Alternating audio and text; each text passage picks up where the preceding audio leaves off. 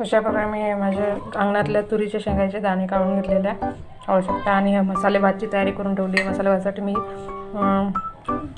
मिरची घेतली आहे, एक गाजर, बीट, टोमॅटो, आवळा, इकडे शेंगदाणे घेतलेले आहे, काजू,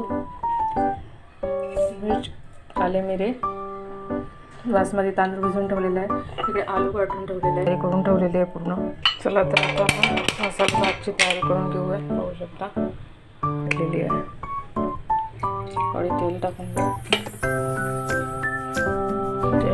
घेतलेलं आहे। हाय हॅलो नमस्कार। तर आता आपण पूर्ण रेसिपी तयारी करून घेतलेली आहे। आता तेल गरम झालेलं आहे, जिरं, जे मसाले घेतले हे टाकून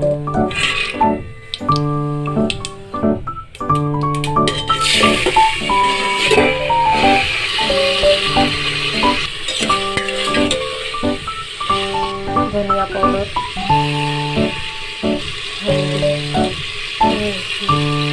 मेथी दाणा पावडर, दाणे तुरीचे दाणे ते टाकून द्यायचे, हिंग पावडर,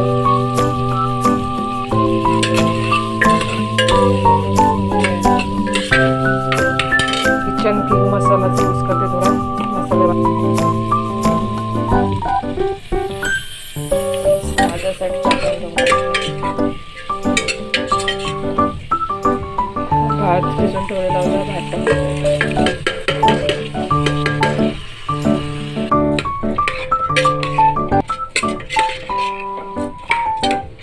चम्मच नमक टाकून द्यायचं, 1.5 गडवा पाणी टाकून घेतलंय।